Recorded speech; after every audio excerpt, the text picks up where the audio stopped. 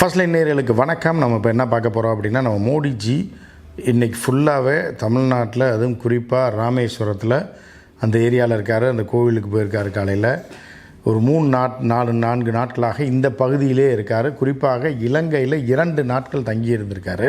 இது வரைக்கும் அவர் அப்படி தங்கினதில்லை.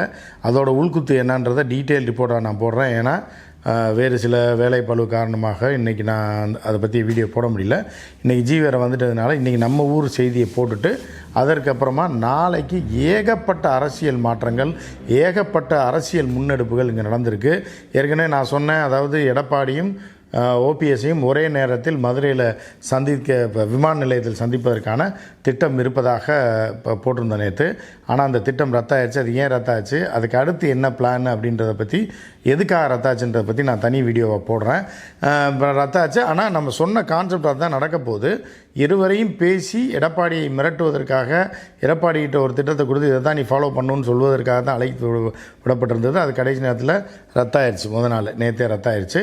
அது என்னன்றது நான் டீட்டெயிலாக போகிறேன். இப்போ இந்த ராமேஸ்வரத்தில் நடந்த நிகழ்ச்சியில் மோடிஜி என்னென்ன பொய் மூட்டைகள்லாம் அவுத்து விட்டுருக்காரு அப்படின்றத தான் நம்ம பார்க்க போகிறோம். இப்போ என்ன அப்படின்னா, ராமேஸ்வரம் பாம்பன் பாலம் கிட்டத்தட்ட ஒரு பல ஆயிரம் கோடி ரூபாயில் கட்டிக்கிட்டே இருந்தாங்க வருஷக்கணக்காக. ஏன்னா சைனாவில் இந்த மாதிரி பாலங்கள்லாம் தூசி தட்டுறதுக்குள்ளே கட்டி முடிச்சிடுவான். 1 வருஷம் 2 வருஷம் அதிகபட்சத்தில் தட்டி விட்டு போயிட்டே இருப்பாங்க. இதெல்லாம் ரொம்ப துக்கடா பாலம். அதாவது முதல் முறையாக இந்திரா காந்தி அவர்கள் இங்கு பாலம் கட்டும்போது இந்தியாவின் முதல் கடல் பாலமாக அது இருந்தது. உலக அதிசயமாக இருந்தது. அது எப்படா கடலில் பாலம் கட்டி ஒரு தீவை இன்னொரு தீவை இணைக்க போகிறாங்கன்ற அதிசய காலங்கள் 50 வருடங்கள் 60 வருடங்களுக்கு முன்பு இருந்தது. ஆனால் இப்போ அதெல்லாம் கிடையாது. எல்லா நாடுகளிலும், சைனாலாம் இந்த மாதிரி ஆயிரக்கணக்கான கிலோமீட்டரில் பாலங்களை கட்டியிருக்கிறார்கள் கடலில். அதாவது ஒரு தீவை இன்னொரு தீவை இணைக்கிறதுக்கு, ஹாங்காங்கையும் காங்ஷாவை இணைக்கிற பல்வேறு பகுதிகளை இணைக்கிறதுக்கு சரி, கடல்வெளியில் சைனாலே உள்ள பல்வேறு தீவுகளை இணைக்கிறதுக்கும் பாலங்களை அமைத்திருக்கிறார்கள். அந்த வகையில் பார்த்தீங்கன்னா இதெல்லாம் ஒன்றுமே இல்லை அப்படின்ற மாதிரியானது. சரி, இதையாவது செஞ்சு முடித்தாங்களே அப்படின்ற மாதிரியான ஒரு போக்கை நம்ம ஏற்றுக்கலாம். இப்போ இந்த கூட்டத்தில் என்ன பேசினார், ஏதாவது பிரயோஜனமாக இருக்குமா, தமிழ்நாட்டுக்கு பிரயோஜனமாக இருந்ததா, இல்லை ஏற்கனவே பிரயோஜனமாக இருந்ததை பேசிக்காரா அப்படின்னு பார்த்தீங்கன்னா, மோடிஜியை எடுத்தாலும் சரி, நிர்மலா சீதாராமனை எடுத்தாலும் சரி, நம்ம மதுவந்தி எடுத்தாலும் சரி, 3 பேரோட ஸ்பீச்சும் ஒரே மாதிரி தான் நம்ம இடையில் வைத்து பார்க்க வேண்டிய ஒரு நிலையில் இருக்கோம். அப்படின்ற ஒரு வருத்தமான நிலையில் இருக்கோம். மோடிஜி விட்ட கலராக விட்ட ரீல்லாம் என்ன அப்படின்றத நம்ம பார்த்துடலாம். முதல்ல மோடிஜி என்ன இப்போ சொல்லியிருக்காரு அப்படின்னு பார்த்திங்கன்னா, தமிழ்நாட்டில் கடந்த 10 வருடத்தில் 11 மெடிக்கல் காலேஜை துவங்குறதுக்கு இவங்க இது பண்ணியிருக்காங்களா. யார்? மத்திய அரசு. மனசாட்சி படி சொல்லுங்கள், உங்கள் தமிழ்நாடு உங்கள் இடமா? இல்லை தமிழ்நாட்டில் இந்த 11 மெடிக்கல் காலேஜை நீங்கள் கட்டினீங்களா? இல்லை. சரியா?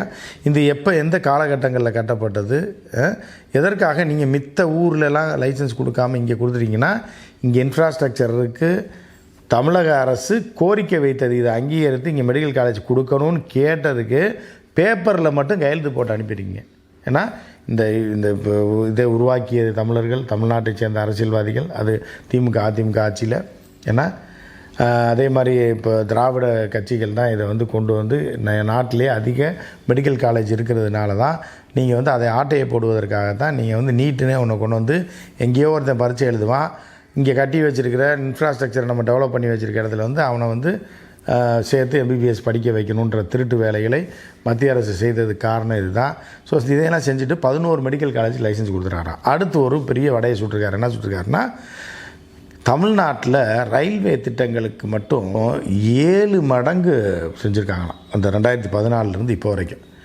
ஏன்னா விலைவாசி உயர்ந்து போச்சு. இது இவர் சொல்கிறது எப்படி இருக்குன்னு அப்படின்னு பார்த்தீங்கன்னா, காங்கிரஸ் பீரியடில் ஒரு குழந்தை 3ஆம் கிளாஸ் படிச்சிச்சு, இது எங்கள் பீரியடில் பாருங்கள் அது 10ஆம் கிளாஸ் படிக்குதுன்னா, ஐயோ நீ சொல்லி கொடுத்தாலும் சொல்லி கொடுக்கலனாலும் நீ அந்த பிள்ளை 3ஆம் கிளாஸ் முடித்து 7 வருஷத்தில் 10ஆம் கிளாஸ் தான் ஏன் படிக்கும். அது காங்கிரஸ் ஆட்சி இருந்தாலும் சரி, உங்கள் ஆட்சி இருந்தாலும் சரி, வேறு யாரோ டுபாகூர் ஆட்சி நடந்திருந்தாலும் வயசாக அடுத்தடுத்த கட்டத்துக்கு அந்த பிள்ளை போய் 10ஆம் கிளாஸ் படிக்கிற வயசு வந்ததுக்கப்புறம் 10ஆம் கிளாஸ் படிக்காமல் 3ஆம் கிளாஸ்லேயே படிக்கும். இதெல்லாம் ஒரு சாதனைன்னு வேறு சொல்லிகிட்டு இருக்காங்க. அதாவது அன்றைக்கி நம்ம வீட்டு வாடகை 5000 கொடுத்தா இன்றைக்கி 20000 கொடுக்குறோம். சரியா? இந்த 15 வருஷத்தில். ஸோ இவங்க தான் எப்படிலாம் வடை சொல்கிறாங்க பாருங்கள். அதுவும் ஒரு பிரதமர் பேசக்கூடிய பேச்சா இது, சொல்லக்கூடிய பொய்யா இது, நம்பும்படி, அதாவது நம்பகத்தன்மையே இல்லாத ஒரு பேச்சு. அதுக்கு அடுத்து பார்த்திங்கன்னா 4000 கிலோமீட்டருக்கு தேசிய நெடுஞ்சாலை போட்டிருக்காங்க. எதுக்கு போட்டிருக்கீங்க? முதல்ல இந்த ரயில்வே திட்டத்துக்கு 7 மடங்கு வந்து ரயில்வேக்காக ஒதுக்கியிருக்காங்க. என்ன ஒதுக்கியிருக்கீங்கன்னா கொள்ளை அடிக்கிறதுக்கு ஒதுக்கியிருக்கீங்க. வட இந்தியன் வந்து டிக்கெட்டே எடுக்க மாட்டான், போனி ஆகாது, காசு சம்பாதிக்க முடியாதுன்றனால தமிழ்நாட்டில் இந்த டுபாக்கூர் ரயில்கள்லாம் இருக்குது பாருங்கள். அதாவது ஒன்றுமில்ல, இருக்கிற ரயிலே முன்னாடி முகப்பை வச்சுட்டு புல்லட் ரயில் மாதிரி டூப்ளிகேட்டை போட்டு வந்தே பாரத் அந்த பேரில் இந்த பேர்லன்னு சொல்லி 300 600 இருந்த டிக்கெட்லாம் 1200 ஆகினாங்க பாருங்கள். ஸோ இதுக்காக சம்பாதிப்பதற்காகவும் தமிழக மக்கள் பணத்தை கொள்ளையடிப்பதற்காக தான் இவர்கள் ரயில் திட்டத்தை அதிகமாக இங்கே கொண்டு வந்து என்ன பண்ணுறாங்கன்னா டிக்கெட் ரேட்டு நீங்கள் செஞ்சுருந்தீங்கன்னா என்ன செஞ்சுருக்கோன்னா பாருங்கள், மக்கள் வசதிக்காக ரயிலே போகாத இடத்துல கூட ரயில்வே ட்ராக் போட்டு ரயில் விட்டுருக்கோன்னு சொன்னால் அது மக்களுக்கு பயனாகும். ஏற்கனவே இருந்த டிக்கெட்டு 500 இருந்த டிக்கெட்டை 400 குறைச்சிருக்கோம், 350 குறைச்சிருக்கோன்னா மக்களுக்கு பயனாக இருக்கும். 7 மடங்கு செலவு பண்ணி ரயிலை மேம்படுத்துகிறேன், ட்ராக்கை மேம்படுத்துகிறேன்னு எதுக்குன்னா உங்கள் வருமானத்துக்கு, தமிழக மக்கள் காசை வாயில் போடுறதுக்காக நீங்கள் செய்த திட்டம் தான் அது. அதற்கப்புறம் வந்து கிட்டத்தட்ட 4000 கோடியில் இது போட்டிருக்காங்களாம், ரோடு போட்டிருக்காங்களாம். எதுக்கு போட்டீங்க? அதுவும் கொள்ளையடிக்கிறதுக்கு தான் போட்டீங்க. ரோடுன்னா ஓசிலியாக போட்டு கொடுத்தீங்க எங்களுக்கு.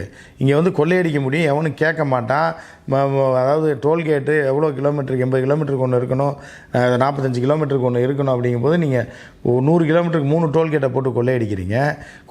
காசு கொள்ளையடிக்கிறதுக்காக அதுவும் அந்நிய நாட்டில் கடனை வாங்கி ஜப்பான் நிதி உதவி, அவன்கிட்ட நிதி உதவி, இவன்கிட்ட நிதி உதவி வாங்கி ரோட்டை போட்டு கொள்ளையடிச்சிட்டு தமிழக மக்களுக்கு ஏதோ நன்மை செஞ்ச மாதிரி மோடி பேசியிருக்காருன்னா இது எவ்வளோ பெரிய டுபாக்கூர் பாருங்கள். ஸோ இதெல்லாம் வந்து மக்களுக்கு புரியுதா புரியலையானே தெரில. என்னென்னா இவர் சொன்ன எந்த திட்டம், ரயில்வே திட்டம் எதுக்கு போட்டிருக்காங்க, யாருக்கு பிரயோஜனம்? இவர்கள் மத்திய அரசு வரி என்கிற பெயரிலும் அதில் ரேட்டை உயர்த்தி கொள்ளையடிப்பதற்கு, சாலைகள் போட்டது எதுக்கு, டோல்கேட் போட்டு கொள்ளையடிப்பதற்கு போட்டுட்டு ஏதோ மக்களுக்கு நன்மை செஞ்ச மாதிரியும், தமிழ்நாடு மக்களுக்கு ஏகப்பட்ட ரயில்களை குறைந்த விலையில் விட்ட மாதிரியும், பேசஞ்சர் ரயிலையும் அன்ரிசர்வ்டு கோச்சிங்களையும் அதிகமாக விட்ட மாதிரியும் இவர்கள் பீலா விடுறதை பார்த்தீங்கல்ல எப்படின்னு ஒரு பிரதமர் பேசக்கூடிய உண்மையான பேச்சா இது அப்படின்ற மாதிரியான ஒரு கேள்வி இருக்குது. அதே மாதிரி செகண்ட் கிளாஸ், 3 டயரு 2 டயர் எல்லாத்தையும் 3rd ஏசியாக மாற்றி, இப்போ நீங்கள் பார்த்தீங்கன்னா ட்ரெயினில் 10 வருஷத்துக்கு முன்னாடி பார்த்தீங்கன்னா 24 கோச்சில் வந்து ஒரு 5 கோச் தான் ஏசி கோச் இருக்கும். 5 கோச், அதிகபட்சம் 6 கோச் தான் இருந்தது. ஆனால் இன்றைக்கி வந்து 16 கோச் வந்து இப்போ ஏசி கோச் ஆகும். செகண்ட் கிளாஸு பூரா குறைச்சி மறைமுக விலையேற்றம் இதெல்லாம். ஏன்னா ஆட்டோமேட்டிக்காக நீங்கள் தேர்ட் டயரில் கிடைக்கலன்னா நீங்கள் என்ன பண்ணுவீங்க? நீங்கள் ஆட்டோமேட்டிக்காக வந்து ஸ்லீப்பர் கிளாஸில் கிடைக்கலன்னா 3rd ஏசியில் போடுவீங்க. அப்போ ஸ்லீப்பர் கிளாஸுக்கும் 3rd ஏசிக்கும் எவ்வளோ டிஃப்ரென்ஸ் பார்த்தீங்கன்னா, ஸ்லீப்பர் கிளாஸில் 250 ரூபா டிக்கெட் வந்து 3rd ஏசியில் 800 ரூபா. அதுவும் தட்கல்ன்ற பேரில் அது பார்த்தா 200 ரூபா. அப்புறம் டிக்கெட் புக் பண்ணுறவனுக்கு 100 ரூபான்னு சொல்லி கொள்ளையடிப்பதற்கு, இந்திய நாட்டையும் இந்திய மக்களையும் கொள்ளையடிப்பதற்கு பல ரயில்வே திட்டங்களை போட்டுட்டு இவர் ஏதோ மக்களுக்கு நன்மை செய்கிற ரயில்வே திட்டம் போட்ட மாதிரி அளந்து விட்டுருக்காரு, கலராக ரீல் விட்டுருக்காரு. அதுக்கடுத்து பார்த்தா என்ன சொல்லியிருக்காருன்னா, மெட்ரோ திட்டங்கள்னால வேலை வாய்ப்பு அதிகரிச்சிருக்குன்னு. மெட்ரோ திட்டத்திற்கும் மத்திய அரசுக்கும் ஒரு மண்ணாங்கட்டி தொடர்பும் கிடையாது. அதாவது கிட்டத்தட்ட ஒரு 1,00,000 கோடி செலவு பண்ணி ஒட்டுமொத்தமாக மெட்ரோ போடுறாங்கன்னா இதில் மத்திய அரசு கொடுக்குறது வெறும் 10,000 15,000 கோடி தான். அதையும் கெஞ்சி கூத்தாடி இவர்கள்ட்ட வாங்க வேண்டியது இருக்குது தமிழக அரசு. இதில் பெரும்பகுதி கடன் வாங்கப்பட்டது போக மீதமுள்ள தொகையை தமிழக அரசு தான் செலவு பண்ணி சென்னை பூரா மெட்ரோ போட்டுக்கிட்டு இருக்காங்க பல்வேறு வகையில். இன்னொரு 2-3 வருஷத்தில் பார்த்தீங்கன்னா இவர்கள் ஃபண்டு ஒதுக்கியிருந்தாங்கன்னா இப்போயே வேலை எல்லாமே முடிஞ்சு பல இடங்களில் மெட்ரோ போயிருக்கும். phase 2, 3, 4, 5 எல்லாமே முடிஞ்சிருக்கும். ஆனால் இப்போ காசு இல்லாமல் தமிழக அரசு திண்டாடி கொண்டிருக்கிறது கடனை வாங்கி கொண்டு. ஸோ இவர் பார்த்தா மெட்ரோ திட்டங்கள்னால வேலை வாய்ப்பு யாருக்கு வந்திருக்கு? பீகார்காரனுக்கும் ஒரிசாக்காரனுக்கும் கூலி வேலை கிடைச்சிக்கிட்டு இருக்குது மெட்ரோனால். தமிழ்நாட்டில் அவன் குழி தோன்ற வேலைக்காக போயிட்டுருக்கான். தமிழ்நாட்டில் இவர்கள் மெட்ரோ போகிறதுனால யாருக்கு வேலைவாய்ப்பு கிடச்சிருக்கு? ஒரு மண்ணாங்கட்டியும் கிடையாது. அதுவும் அந்த ட்ரெயினில் வந்து டிரைவரே கிடையாது மாதிரி குறைப்பு பண்ணிட்டான். டிரைவர் இல்லாமல் வெறும் ட்ரெயினாக ஓடிட்டுருக்கு. இதில் எப்படி வேலைவாய்ப்பு கிடைக்கும்? எவனுக்கு யாருக்கு வேலைவாய்ப்பு கொடுத்துருக்காங்க? எல்லாமே ஆட்டோமேட்டிக், எல்லாமே ஆப்பில் போகுது. கூலி வேலை, குளத்து வேலை பார்க்குறவனுக்கு தான் வேலை இருக்குது. அதுவும் பீகார்காரனும் ஒரிசாக்காரனும் தான் அங்கே வேலை பார்க்குறான், வெஸ்ட் பெங்கால் காரணம். ஸோ இப்படி கலராக ரீல் விட்டு போயிருக்காரு ஜி. எந்த பிரயோஜனமே கிடையாது. அந்த பாலமும் வாயை பொழந்துருச்சு. திறந்து வச்ச உடனே வாயை பொழந்த பாலம் திருப்பி மூடவே இல்லை. இதை வந்து குஜராத்காரன் கட்டினான்றது வேறு பெருமை வேறு பேசியிருக்காரு ஜி. இதில் குஜராத்காரர்கள் தான் கான்ட்ராக்டர்கள்னு வேறு சொல்லி பெருமைப்பட்டிருக்காரு ஜி. குஜராத்காரர்கள் கட்டியது எங்கே விளங்கியிருக்கு? அவர் குஜராத்தில் கட்டின தொங்கு பாலமே அடிச்சுட்டு போயிடுச்சு, இழுத்துட்டு தொங்கிட்டு போயிடுச்சுன்னு நம்ம பார்க்குறோம். அதே மாதிரி ராமர் கோயில் குஜராத்காரங்கள் தான் கான்ட்ராக்ட் கொடுத்தாங்க. ஓட்டை விழுந்து மழை தண்ணி ஒழுகிட்டு இருக்குது. இதிலே வந்து மனம் நொந்து போன தலைமை ப்ரீஸ்ட்டு இறந்து போயிட்டார். ஸோ இப்படி இருக்கும்போது குஜராத்காரர் இந்த பாலம் கட்டியிருக்கான்னு சொல்லி முடிக்கிறார். பொழந்த பாலம் திருப்பி மூடலை. இதுதான் அவர்களுடைய லட்சணம். ஜிஏ வந்து தமிழ்நாட்டில் கலர் கலராக ரீல் விட்டாலும் யாரும் நம்புவதற்கு தயாராக இல்லை. மீனவர்கள் பிரச்சனையும் தீர்த்த பாடில்லை. ஏன் மீனவர் பிரச்சனை தீர்க்கிறதுக்கு தானே போயிருக்காரு, அதை பேச வேண்டியது தானே. கச்சத்தீவை நான் மீட்டுருவேன்னு சொல்லி கச்சத்தீவை திரும்ப கேட்டிருக்கேன்னு இலங்கையிட்ட சொல்ல வேண்டியது தானே, இல்லை இலங்கையிட்ட கேட்டு பார்க்க வேண்டியது தானே கச்சத்தீவை திருப்பி கொடுன்னு. ஸோ கலர் கலராக ரீல் விட்டு எல்லாத்தையும் ஏமாற்றிட்டு ஒரு பூச்சி விட்டிட்டு போயிருக்காரு நம்ம ஜி.